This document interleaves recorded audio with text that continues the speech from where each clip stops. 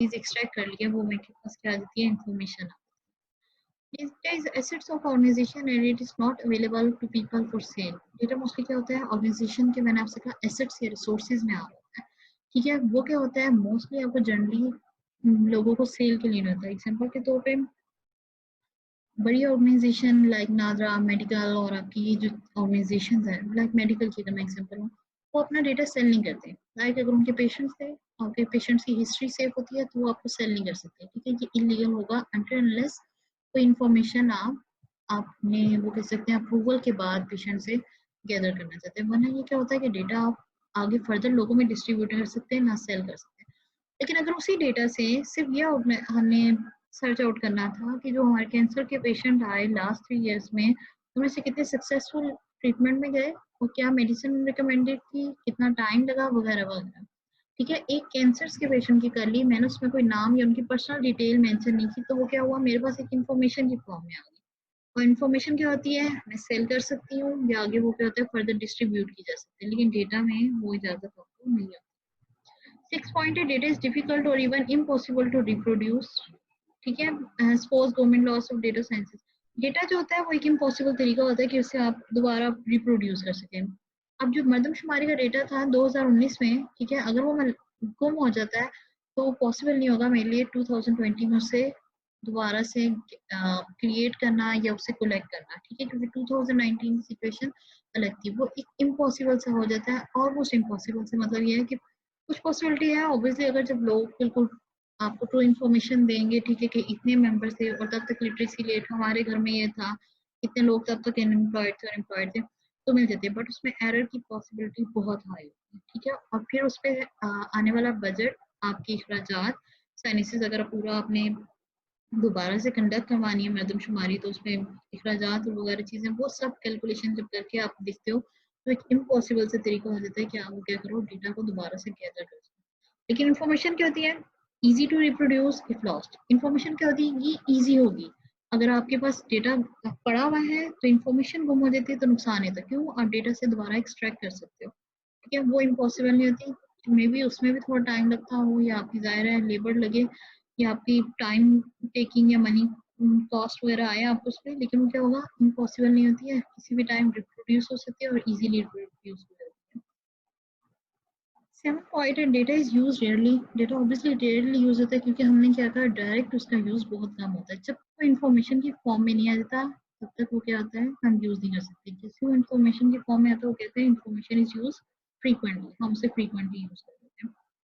Data क्या होता है, इज एन इंडिपेंडेंट एंटिटी, ठीक है। डेटा हमेशा क्या है, इंडिपेंडेंट एंटिटी है, वो किसी चीज पे डिपेंड नहीं कर रहा, ये ड्राइव नहीं हो रहा, ठीक है। जब कोई चीज किसी से ड्राइव नहीं हो रही, इट्स मीन कि वो इंडिपेंडेंटली अपने आप को वैल्यूएशन में आ सकती है। जबकि इन्फॉर्मेशन क्या होती है, डिपेंड कर रही थी डेटा पे, डेटा पे डिपेंड करेगा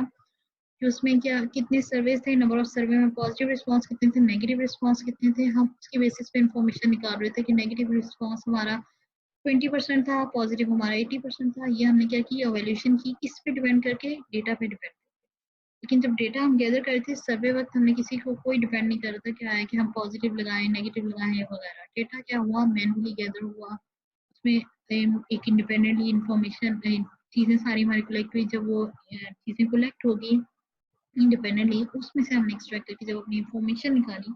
वो हमारी होगी डिपेंडेंट, ठीक है। 9 point data is not use in decision making, data decision making में यूज नहीं होता, ठीक है। क्यों नहीं यूज होता, मेरे पास ऑर्गेनाइज फॉर्म में या प्रोसेस फॉर्म में वो चीज़ नहीं है कि जिस पे डिपेंड मैं कर सकूं। जैसे ही वही चीज़ डेटा मेरे पास एक ऑर्गेनाइज और प्रोसेस फॉर्म में आ गया, उससे मैं क्या कर सकती हूँ, इंफॉर्मेशन गैदर कर सकती हूँ। जैसे इंफॉर्मेशन मेरे पास आएगी, कोई डिसीजन लेना या डिसीजन मेकिंग का जो काम है मुझे तब हेल्प करेगा या उसमें तब मैं कर सकती हूँ, अपना काम पूरा कर सकती हूँ।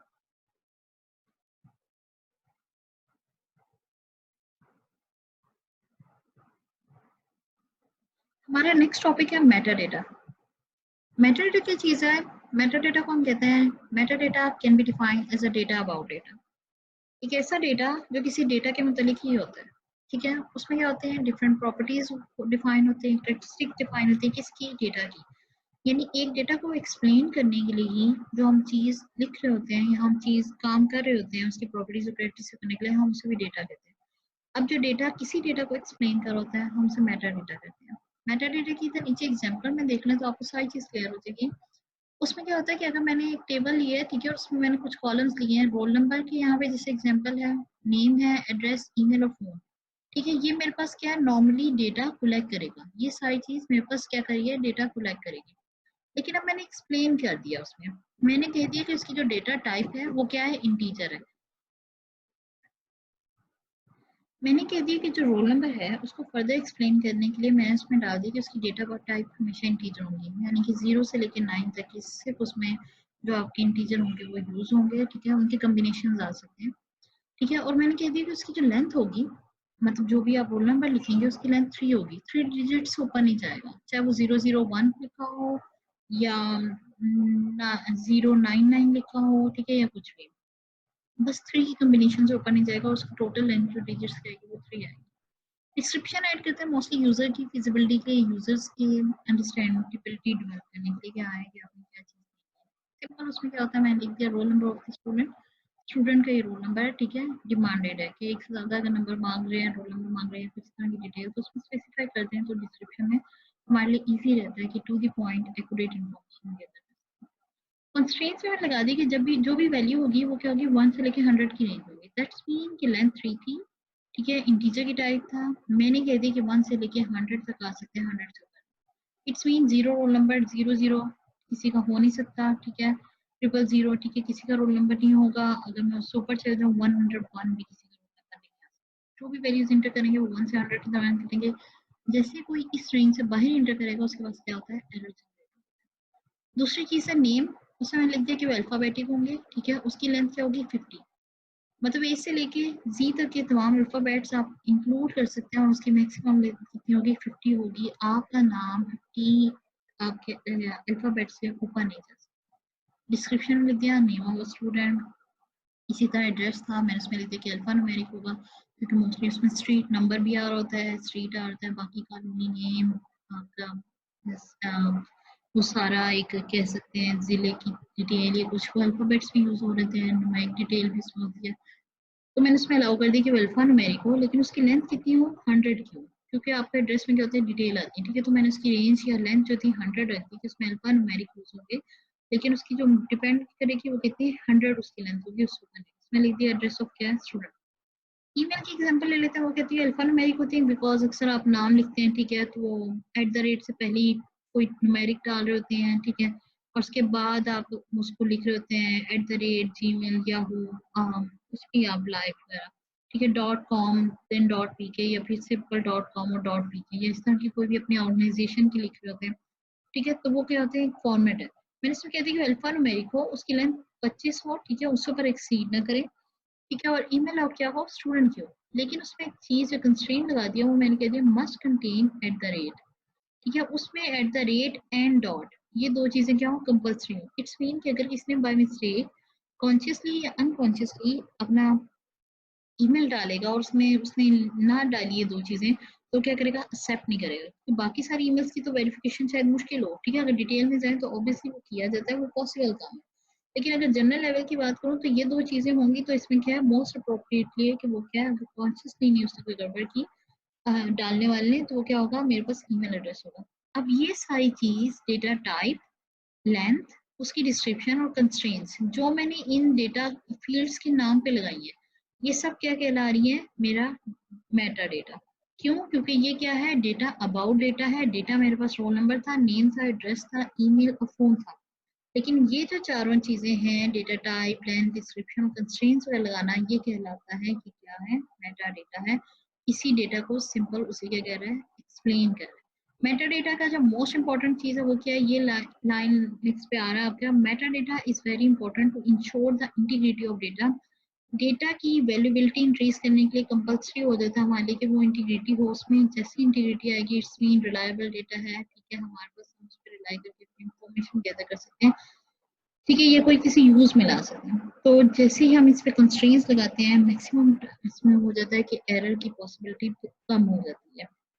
हमेशा ये होता है, ठीक है। रोल नंबर पे अगर मैं इंटीजर या लेंथ वैल्यू लगाई थी तो हो सकता है कोई रोल नंबर बाय मिस्टेक या किसी तरह की गलत डाल दी, ठीक है, और वो क्या होगा, आपकी डेटाबेस में चला जाएगा। नाम किसी के छोटे थे, किसी ने बहुत बड़ा लिख दिया, किसी कोई कहाँ पे चला गया, की प्रेस होती रही गलती से और व्हाटएवर। ठीक है, वो कोई भी इंफॉर्मेशन जो गलत यहाँ पे आ रही थी कलेक्ट होकर, क्या करी थी, डायरेक्ट डेटाबेस में चली जाती है। अगर इन केस उस बंदे ने वो एडिट नहीं कर सका या उसकी इंफॉर्मेशन उसके आया ही नहीं कि उससे गलती हो गई है, ठीक है, और वो चीज़ क्या होती थी, गलत ही आपकी डेटाबेस में चल जाती थी। उस चीज़ को इग्नोर करने के लिए क्या किया मैंने, इस पे कंस्ट्रेंट्स लगाऊंगी, जितने कंस्ट्रेंट्स ज़्यादा होंगे वो वैलिड होंगे, उतना क्या है, उतनी वो अच्छी हमारे पास ज़्यादा कंफर्मेशन होगी कि हमारे पास क्या डेटा वैलिड आया और रिलायबल डेटा आया। टीचर ने एग्जाम्पल के तौर पे देती है कि जब वो चीज़ें इंटर हुई हैं किसी टेबल में तो उन्होंने क्या किया, उन चीज़ों को मद्देनजर रखा है।